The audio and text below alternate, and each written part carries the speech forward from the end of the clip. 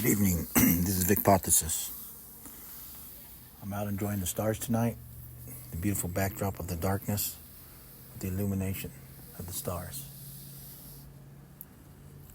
Tonight I want to talk to you about sin and what I will call a taste of sin. This is one aspect of our life, is to taste of sin. Because how can we know what good is if we don't taste sin? The sins of our life that we tasted sometimes are bitter, mara. I would say mostly bitter, but we may think they're sweet after a while. The taste becomes less and less because the more we do it, the easier it gets to digest. But it's still sin. And we work our way back to the Almighty through our lives, hopefully. If we don't, it doesn't make a difference because that's where we're all going.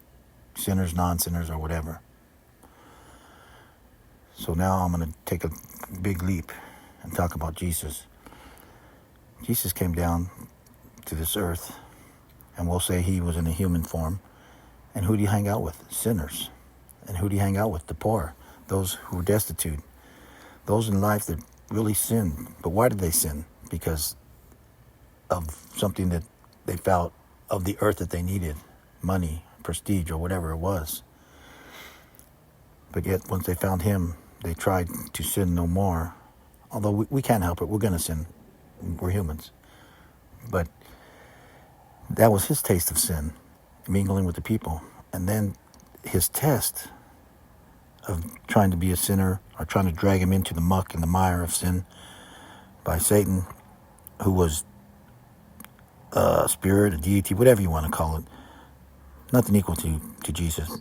But one of his last tests was he quoted the Psalms, a passage from the Psalms to Jesus, and Jesus retorted with a passage from the Torah.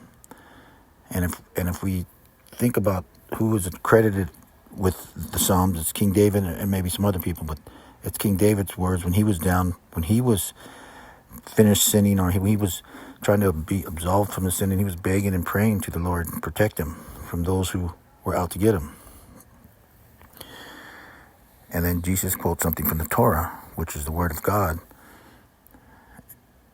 And so the word of man can never out-trump the word of God, is what I'm trying to say here. But Jesus didn't read, or maybe he did read all the scriptures. I'm sure he did because he was a rabbi also.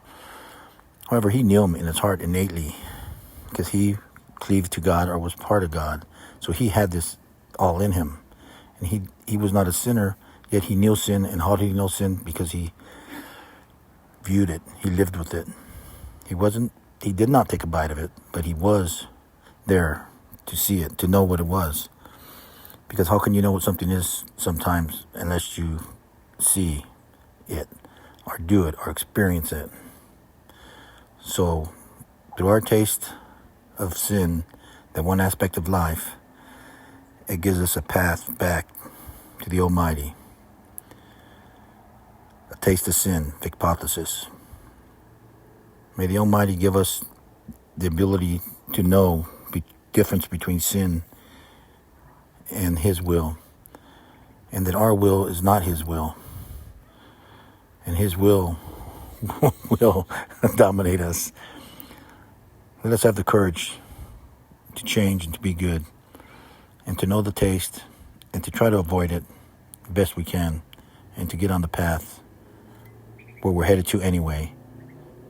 So let's make it the best, easiest path we possibly can.